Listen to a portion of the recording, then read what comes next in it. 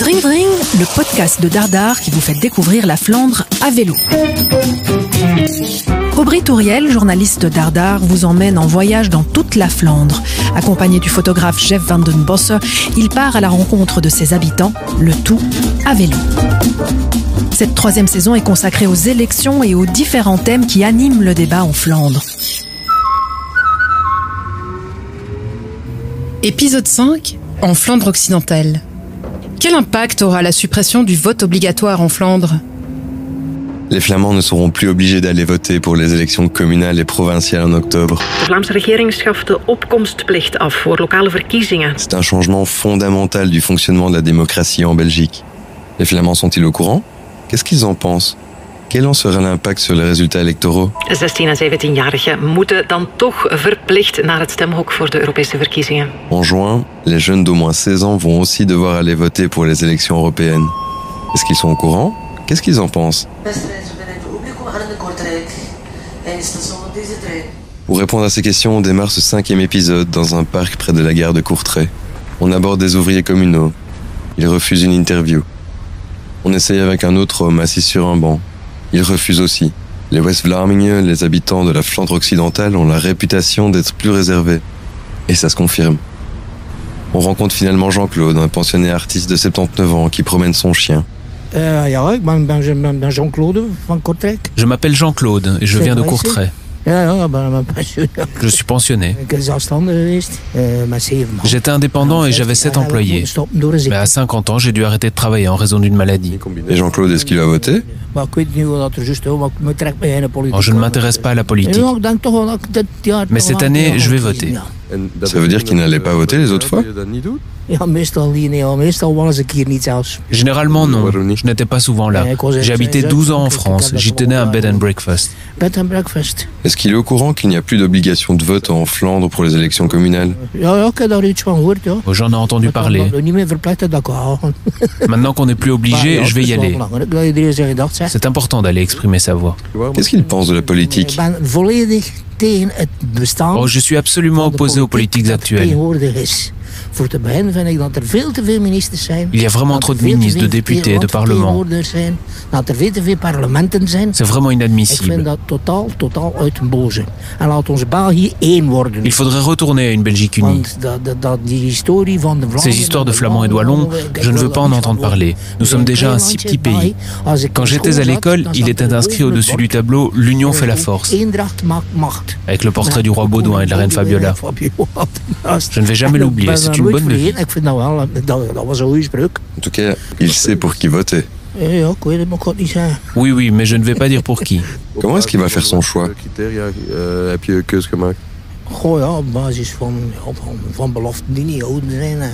Sur la base de promesses qu'ils ne vont pas tenir. Je vais voter par mécontentement. Je ne sais pas ce qui s'est passé, mais à un certain moment, il y a plus d'étrangers ici que de Belges. Je vois cette évolution d'un mauvais œil. Les étrangers ne travaillent généralement pas. La seule raison pour laquelle ils viennent ici, c'est pour faire des enfants et toucher des allocations familiales. Ces propos ressemblent fortement au discours du Vlaams Belang. Et pourtant, Vlaams Belang, il ferait mieux de créer un Belgische Belang. Je préférerais ça. Avec le Vlaams Belang, tu ne vas arriver à rien. Le gouvernement flamand a décidé sous cette législature de supprimer l'obligation de vote pour les élections communales et provinciales. Cette initiative a été portée par les libéraux flamands et la NVA, et approuvée par le CDNV. Par contre, pour les fédérales, le vote reste obligatoire. En théorie en tout cas, parce que dans la pratique, en 2019, les abstentionnistes étaient le premier parti du pays. 17% des électeurs ne sont pas allés voter ou ont exprimé un vote nul ou blanc. Dave Sinardet, professeur de sciences politiques à la VUB à Saint-Louis, commente. Déjà, au niveau national aussi, en 2019, 17% des électeurs qui devaient émettre un vote ne l'ont pas fait. La plus grande partie de ces 17% sont des gens qui sont simplement pas allés voter. Bon, ensuite, il y a aussi encore les votes blancs et les votes nuls. Donc même dans un système déjà avec l'obligation de vote, il y a déjà beaucoup de gens qui vont pas voter. Ce qui est bien sûr aussi une conséquence du fait que on sait de plus en plus que finalement, on va quand même pas être sanctionné. Hein. Et là aussi, je trouve assez problématique que des ministres de la Justice déclarent avant les élections qu'ils vont pas poursuivre les gens qui vont pas voter. Ça aussi, c'est... Enfin, soit vous trouvez une majorité pour abolir l'obligation de vote, ok, soit ce n'est pas le cas, mais alors voilà, il faut pas aller dire aux gens finalement c'est que pour rire. Et je peux très bien comprendre que ça doit peut-être pas être la priorité de la justice pour poursuivre ces gens-là, mais entre ça et vraiment annoncer qu'on va pas les poursuivre, je trouve qu'il y a quand même encore un très grand pas et je trouve que c'est assez problématique. On part de Courtrai. Après une dizaine de kilomètres, on arrive à Roelers, Roeselaar. On rencontre 2 étudiantes dans un parc. Diante prend la parole. J'ai 15 ans et j'aurai bientôt 16 ans. J'étudie à Roelers. Quand est-ce qu'elle va avoir 16 ans? Lundi. Est-ce qu'elle a entendu parler des élections européennes? C'est bien qu'ils nous donnent le choix, mais ce n'est pas encore une obligation jusqu'à 18 ans. C'est bien comme ça. On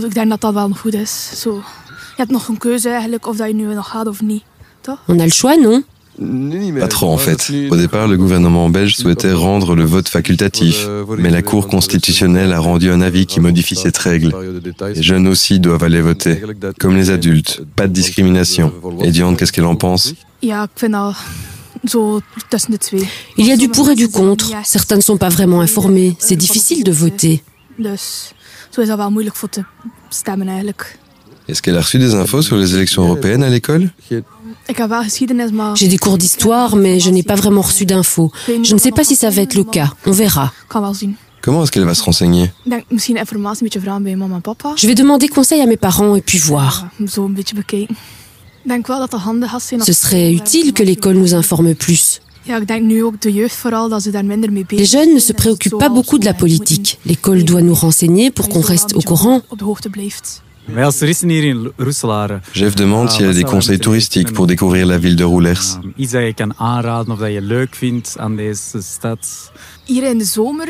Ici, pendant l'été, vous pouvez louer des bateaux pour naviguer sur le lac. C'est chouette, un peu de nature. Sinon, je ne sais pas. Tout comme Diante, de nombreux jeunes entre 16 et 18 ans vont devoir se rendre aux urnes pour la première fois. Jeff Sinardet trouve quant à lui que cette évolution est assez positive pour inciter les jeunes à s'intéresser à la politique. Oui, moi je suis plutôt partisan d'un droit de vote, voire d'une obligation de vote à partir de 16 ans, en fait. Mais pas seulement pour les élections européennes, mais pour toutes les élections. Parce que on voit quand même dans des études que si vous êtes vraiment incité à vous intéresser à la politique quand vous êtes encore jeune, il y a plus de chances que vous allez continuer à vous intéresser à la politique quand vous êtes adulte. Donc trouver des moyens pour inciter les jeunes à s'intéresser à la politique, je crois que c'est important. Et un droit ou une obligation de vote peut être un tel moyen. Ça peut aussi inciter, par exemple, l'enseignement et les tas d'organisations culturelles ou de jeunesse à développer aussi des initiatives pour informer les jeunes. Bon, j'espère que ça va inciter les jeunes à effectivement s'informer sur ces élections et que ça va inciter aussi notamment les écoles à faire plus pour qu'ils soient bien informés. Dring Dring, le podcast de Dardar qui vous fait découvrir la Flandre à vélo. On continue notre route. À Kortemark, le long du chemin de fer, on aperçoit un homme en train de labourer son champ. Je m'appelle Roger. Je suis né à Torhout. J'ai aussi habité à Dixmude et j'ai ensuite acheté à Kortemark. Qu'est-ce qu'il est en train de faire? Je suis en train de préparer mon potager pour planter des oignons et semer des petits pois. Et c'est qui, le ou la bourgmestre de Kortemark? Wie is de burgemeester? Caroline Damman. En welke elle est de quel parti? CD&V. Est-ce que Roger, il va voter? Ik kan stemmen, ook.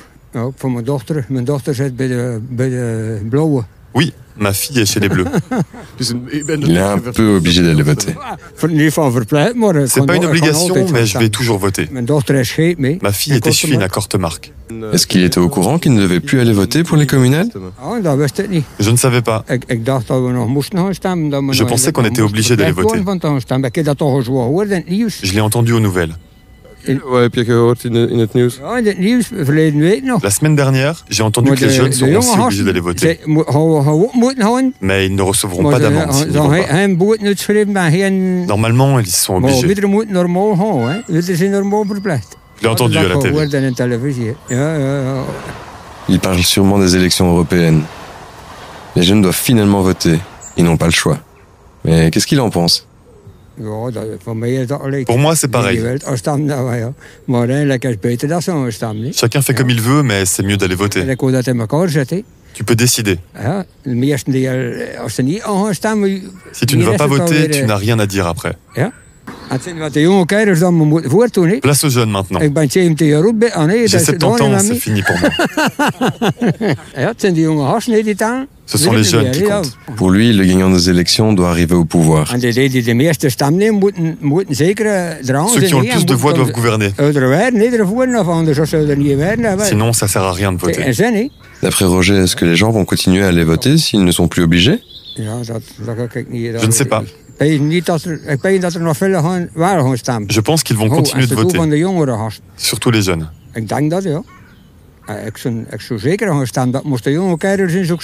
Si j'étais jeune, j'irais d'office voter. Moi, je suis une fin de série. On arrive à Torhout. Sur la place près de l'église, on voit un vieux magasin de moutarde au Austin. Des clients commandent de la moutarde dans de vieux pots en terre cuite. La vendeuse les dépose sur une vieille balance.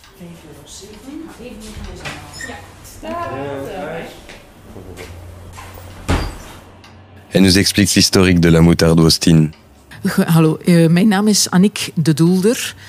Mijn man en ik baten de mosterd uit. Mon mari et moi gérons le magasin de moutarde Austin. Wij doen deze zaak al van sedert 1996. Nous le faisons depuis 1996. Mon mari est le 5e de sa génération. La moutarde Austin existe depuis 155 ans. Officiellement, ils ont commencé en 1869. Mais on a vu dans les annales qu'ils produisaient déjà de la moutarde en 1802. Mais surtout pour la famille, les amis et les voisins. En 1869, ils ont lancé officiellement l'entreprise. Ils avaient alors acheté une machine à vapeur. C'est pour ça que c'est devenu la date officielle. Parlons politique. Annick, est-ce qu'elle est au courant de la suppression de l'obligation de vote en Flandre? Pour les élections communales? J'étais au courant, oui. C'est dommage. Il en va de mon devoir. Les femmes ont dû tellement se battre pour pouvoir voter. C'est nécessaire. Je vais certainement faire entendre ma voix. Et d'après elle, quel sera l'impact de la suppression du vote obligatoire? Il y a d'office des gens qui n'iront plus voter. Ils en ont marre de la politique et ils s'en foutent. Ils vont certainement plus voter pour des partis extrêmes, c'est ma crainte. Les gens doivent voter pour ceux qu'ils veulent plutôt que de rester à la maison. Tu as le droit, pourquoi ne pas l'utiliser? La Flandre occidentale est traditionnellement une province du CDNV. Est-ce qu'elle pense que ça va changer?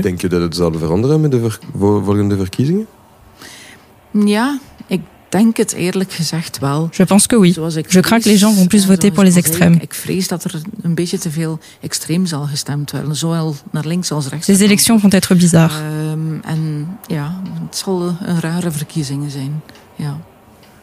Pourquoi est-ce que les gens se dirigent de plus en plus vers les extrêmes? Les gens en ont marre de la politique. Ils n'y connaissent rien, mais ils ont quand même un avis. Ils ne réfléchissent pas. Ils ne sont pas vraiment intéressés. C'est loin de leurs préoccupations. On n'a pas non plus la tradition de discuter politique comme en France. Là-bas, ils peuvent tenir des discussions pendant des heures. Pas ici. Les gens sont trop individualistes. Seul leur propre intérêt compte. C'est dommage. Est-ce qu'elle a un message à faire passer aux politiciens?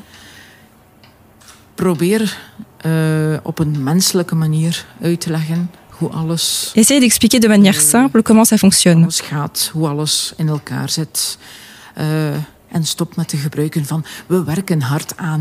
Arrêtez de dire que vous travaillez dur. Tout le monde travaille dur. Ça ne passe pas quand un politique dit qu'il travaille dur.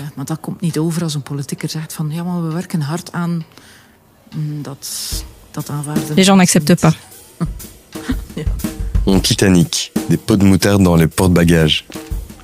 On veut aller boire un coup. En marchant dans les rues de Torhout, je me rappelle de la discussion avec l'humoriste Michael Van Peel. Il pensait au départ qu'en supprimant l'obligation de vote, on allait déforcer le Vlaams Belang. Mais maintenant, il n'en est plus vraiment sûr. Au début, j'étais pour, simplement parce que j'espérais qu'on n'a plus cette vote de fuck you, cette vote de proteste, et plus de vote motivé, disons. C'est un peu complexe, c'est très complexe. Parce que l'idée qu'on a d'une démocratie, de comment ça fonctionne, c'est pas la réalité, en fait. On vote même pas pour ses propres idées. On vote pour une identité. Ça, c'était aussi une blague dans mes spectacles. Je commençais avec qui a fait le test de grote stemtest, le test électoral, et presque la moitié ou plus de mon public disait oui, moi, d'accord. Et qui va voter à la partie qui était le premier? Bon, pas moi, hein, je peux pas voter pour eux, t'es fou, quoi. Donc, c'est ça la condition humaine. On vote pas pour ses préférences, on vote pour une identité qu'on fait. Et on ajuste ses idées aux idées de la partie. Donc c'est pas la démocratie n'est pas une représentation du peuple. Et ça va, c'est un système, c'est très bien, on n'a pas de système meilleur, toujours pas. Enfin, on peut discuter sur ça, il y a des idées, il y a beaucoup d'idées en fait. Mais il faut s'arrêter à dire que la démocratie, c'est la voix du peuple, parce que c'est pas comme ça. C'est une méthode pour gestionner, disons, le pays, mais c'est pas une représentation. On arrive dans le café Het Pavillon, dans le centre de Torhout. On y rencontre Rudy dans le fumoir. Les longues années de boissons et de fumée ont laissé des traces. Je m'appelle Rudy, je viens de Torhout. J'ai presque 50 ans. Je suis né, j'ai grandi ici. Rudy regrette qu'il y ait de moins en moins d'interactions sociales.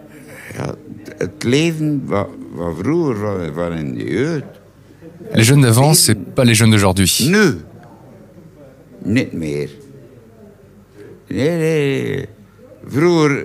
Avant, on était dehors. Maintenant, ils restent chez eux, derrière leur ordinateur et leur TV.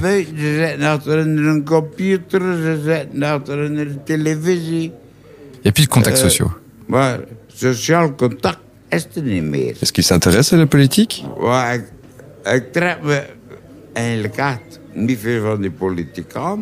Non, pas trop. C'est tous les mêmes. Ils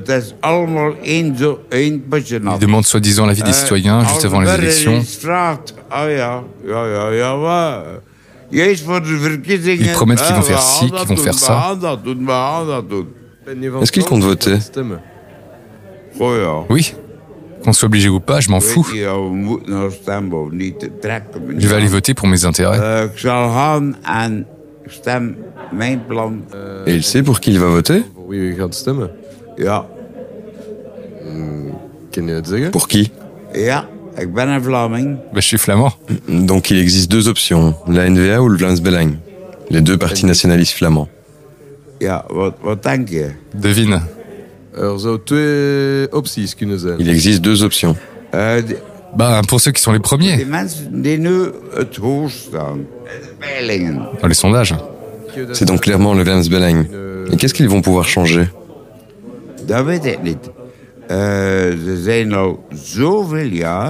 Je ne sais pas, mais ils sont sur la bonne voie depuis tant d'années. Mais ils n'ont jamais eu l'occasion de faire leurs preuves.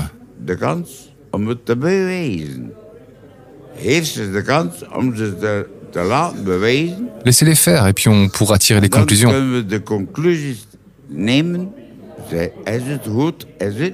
Est-ce bien ou mal? Rudy veut qu'on laisse la chance à l'extrême droite de gouverner. T'as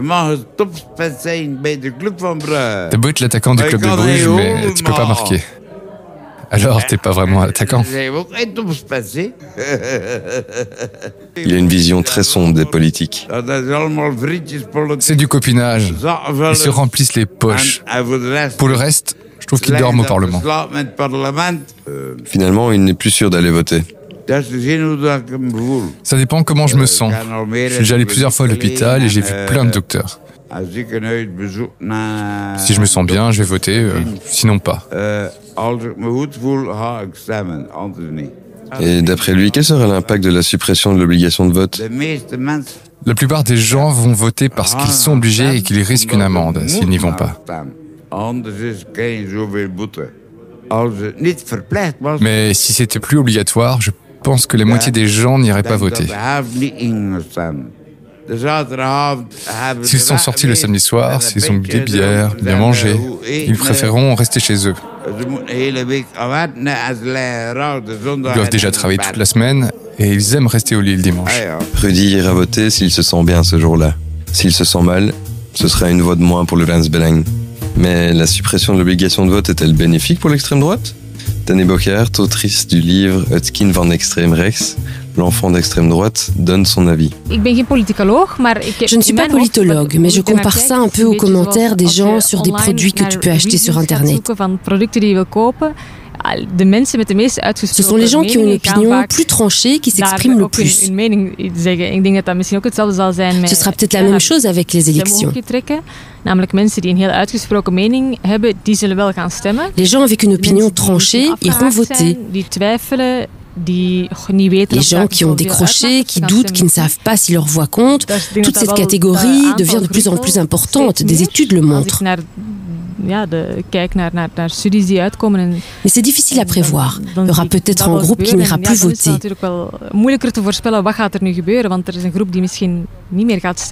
Mais si des gens très motivés se mobilisent, ça peut partir dans toutes les directions. On reprend la route vers notre destination finale, Bruges. On se balade dans le centre-ville. Deux jeunes filles sont sur un banc. Elles s'apprêtent à rejoindre des copines pour sortir. Elles acceptent de prendre un peu de temps pour nous. J'ai 16 ans et j'habite à Bruges. Je suis en 5e secondaire, en latin langue moderne. J'ai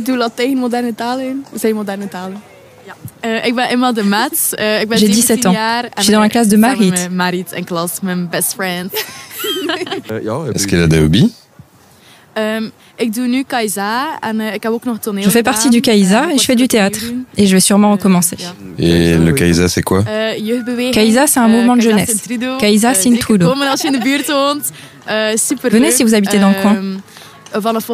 C'est vraiment chouette. L'année prochaine, je vais m'impliquer dans l'organisation.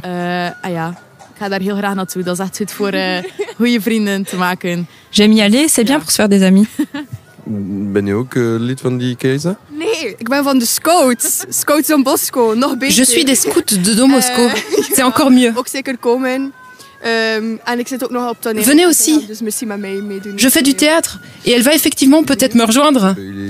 Est-ce qu'elles savent pour qui elles vont voter? Je ne sais pas, mais certainement pas pour le Vlaams-Belang. Honnêtement, je n'y connais pas grand-chose. Mais quand je vais aller voter, je vais m'informer pour vraiment savoir pour quel parti je vais voter. Je vais demander des conseils aux parents et aux membres de la famille. Oui, c'est la même chose de mon côté. Je ne vais certainement pas voter pour le Vlaams-Belang. Pour le reste, je n'y connais pas grand-chose non plus. Je ne compte pas voter cette année. Pourtant, le vote est devenu obligatoire pour les élections européennes à partir de 16 ans. Est-ce qu'elles ont parlé des élections européennes à l'école?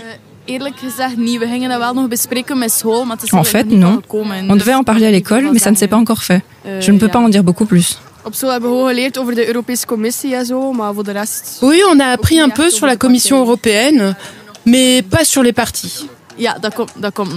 Bon, ça va arriver. Et est-ce qu'elles savent qu'elles sont obligées d'aller voter? On doit? Je pensais qu'on pouvait à partir de 16 ans, mais pas qu'on devait.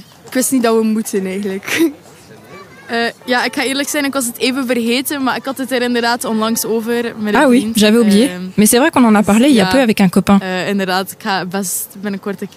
vais donc bientôt faire mes recherches.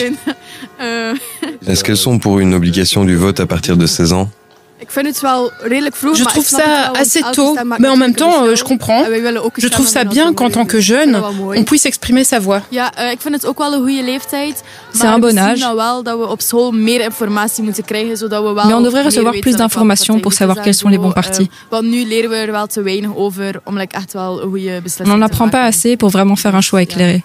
Le vote obligatoire, c'est important pour elle ? Oui, tu peux toujours voter blanc si tu veux. Mais si personne ne va voter, il n'y a plus vraiment de démocratie. C'est important, évidemment. Ça a un grand impact. Si tu ne vas pas voter, tu ne vas pas pouvoir influencer les résultats. Et si tu n'es pas content des résultats, tu n'as rien à dire. Oui, c'est important. Ils prennent plein de décisions qui vont déterminer notre avenir. Est-ce qu'elles ont un message à faire passer aux politiciens ? Écoutez encore plus les jeunes et les gens. Ainsi, on pourrait plus vous soutenir. Yeah.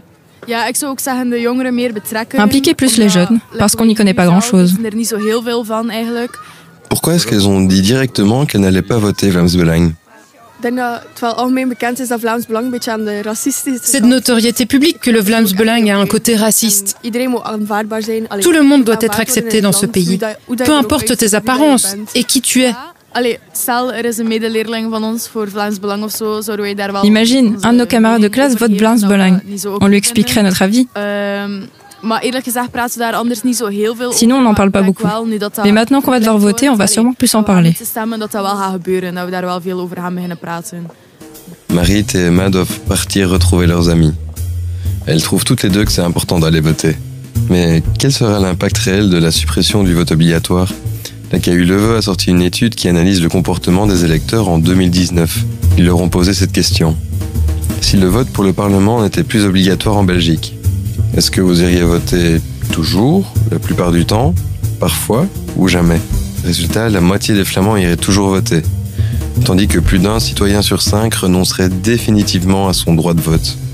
Et les différences entre partis sont frappantes. 74% des électeurs de Groen continueraient à aller voter quoi qu'il arrive. A l'inverse, un tiers des électeurs du Vlaams Belang n'iraient plus jamais voter si l'obligation de vote était supprimée. Seulement, cette étude est basée sur un questionnaire à l'échelle fédérale et non communale. Pour Dave Sinardet, il est donc difficile de pouvoir en tirer des conclusions. Je crois que l'abolition de l'obligation de vote au niveau local en région flamande peut quand même avoir un très grand effet. Mais en fait, on ne sait pas très bien quel effet ça va être. Parce que les études qui ont été faites sur cette question concernent surtout le niveau national ou régional, tandis que bien sûr au niveau local il y a des dynamiques quand même largement différentes, spécifiques, et donc c'est très difficile à prédire. Ce qu'on sait bien sûr sur base aussi d'études internationales, c'est que les gens qui ne vont pas voter quand il n'y a pas d'obligation, c'est plus des gens moins éduqués, aussi des gens avec un moins grand salaire, et donc des gens qui, socio-économiquement, on pourrait dire, se retrouvent plutôt dans une position plus faible. Ça, c'est d'ailleurs aussi une des raisons principales pour laquelle moi, je ne suis pas un grand fan de l'abolition de l'obligation de vote, parce que, justement, vous avez une catégorie d'électeurs qui n'est peut-être pas déjà dans la position la plus forte dans la société, qui ne sera plus représentée dans le résultat. En tout cas, dans les grandes villes, on pourrait aussi voir moins de gens d'origine immigrée qui vont voter.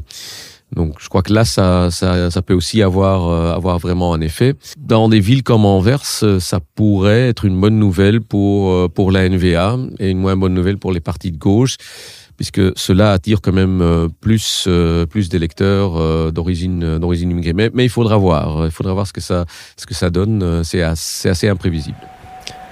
Il est 22h. On se dirige vers la gare de Bruges. La suppression du vote obligatoire pour les élections communales va avoir un impact important. Mais tout le monde n'est pas au courant. Certains vont continuer à aller voter, d'autres pas. Il existe des études sur le sujet, mais elles se concentrent sur l'échelon fédéral et non communal. Et donc c'est très difficile à prédire. En Europe, la Belgique est le 4e pays à permettre aux jeunes de 16 ans d'aller voter pour les élections européennes. Ou plutôt, à les obliger. 16 en 17-jarigen moeten dan toch verplicht naar het stemhok voor de Europese verkiezingen. Les jeunes interrogés dans cet épisode trouvent qu'ils ne sont pas assez informés. Want nu leren we er wel te weinig over om echt wel een goede beslissing te maken. Quoi qu'il en soit, le verdict tombera lors des prochaines élections de juin et d'octobre. Ce ne sera qu'après les résultats qu'on pourra vraiment analyser l'impact de la suppression du vote obligatoire. Het zal een rare verkiezing zijn, ja. Vous venez d'écouter le 5e et dernier épisode de la 3e saison de Dring Dring, le podcast de Dardar, coproduit avec le site des Plats Pays. Si vous avez aimé cet épisode, parlez-en autour de vous, partagez-le et surtout ajoutez plein d'étoiles dans votre appli de podcast. Le cordon sanitaire va-t-il résister? Un vote pour la NVA ou le Vlaams Belang est-il synonyme d'un vote pour une Flandre indépendante? Retrouvez tous les autres épisodes sur votre plateforme de podcast préférée. Tous nos articles sont également disponibles sur le site de Dardar ou celui des Plats Pays. Vous y découvrirez notamment les magnifiques photos de Jeff pour revivre tous les épisodes en images. Podcast écrit et réalisé par Aubry Touriel. Habillage sonore et mixage, Luc Larrey. Photo, Jeff Van den Bosse. Merci à la VRT pour les passages audio. Un projet de Dardar soutenu par le Fonds pour le journalisme et coproduit par les Plats Pays.